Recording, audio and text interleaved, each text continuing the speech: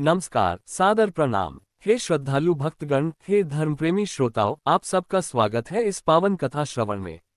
आज हम सुनेंगे अनंत चतुर्दशी व्रत कथा, एक ऐसी कथा जो हमें भगवान विष्णु के अनंत रूप की महिमा का बोध कराती है और जीवन के संकटों से मुक्ति का मार्ग दिखाती है।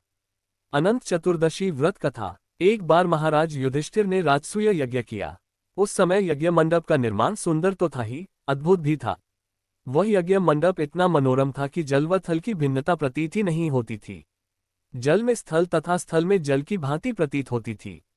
बहुत सावधानी करने पर भी बहुत से व्यक्ति उस अद्भुत मंडप में धोखा खा चुके थे।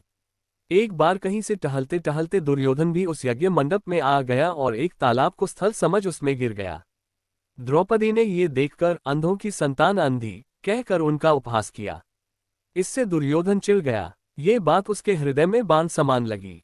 उसके मन में द्वेष उत्पन्न हो गया और उसने पांडवों से बदला लेने की ठान ली। उसके मस्तिष्क में उस अपमान का बदला लेने के लिए विचार उपजने लगे। उसने बदला लेने के लिए पांडवों को द्यूत क्रीड़ा में हराकर उस अपमान का बदला लेने की सोची। उसने पांडवों को जुए में पराजित कर दिया। पराजित होने पर प्रतिज्ञानुसार पांडवों को 12 वर्ष के लिए वनवास भोगना पड़ा। वन में रहते हुए पांडव अनेक कष्ट सहते रहे।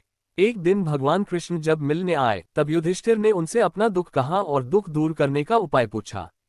तब श्री कृष्ण ने कहा, हे युधिष्ठिर, तुम विधिपूर्वक अनंत भगवान का व्रत करो, इससे तुम्हारा सारा संकट दूर हो जाएगा और तुम्हारा खोया राज्य पुनः प्राप्त हो जाएगा। इस संदर्भ में श्री कृष्ण ने उन्हें एक कथा सुनाई।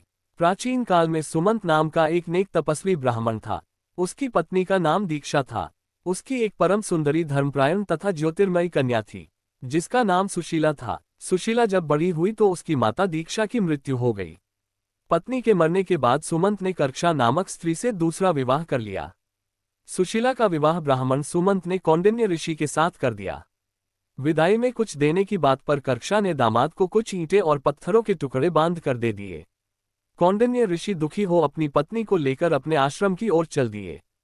परंतु रास्ते में ही रात हो गई। वे नदी तट पर संध्या करने लगे। सुशीला ने देखा वहां पर बहुत सी स्त्रियां सुंदर वस्त्र धारण कर किसी देवता की पूजा पर रही थीं। सुशीला के पूछने पर उन्होंने विधिपूर्वक अनंत व्रत की महत्ता बताई। सुशीला ने वहीं उस व्रत का अनुष्ठान किया और 14 गांठों वाला डोरा हाथ में बांधकर ऋषि कौंडिन्य के पास आ गई। कौंडिन्य ने सुशीला से डोरे के बारे में पूछा तो उसने सारी बात बता दी। उन्होंने डोरे को तोड़कर अग्नि में डाल दिया। इससे भगवान अनंत जी का अपमान हुआ। परिणामत ऋषि कौंडिन्य दुखी रहने लगे। उनकी सारी संपत्ति नष्ट हो गई। इस दरिद्रता का उन्होंने अपनी पत्नी से कारण पूछा तो सुशीला ने अनंत भगवान का डोरा जलाने की बात कही।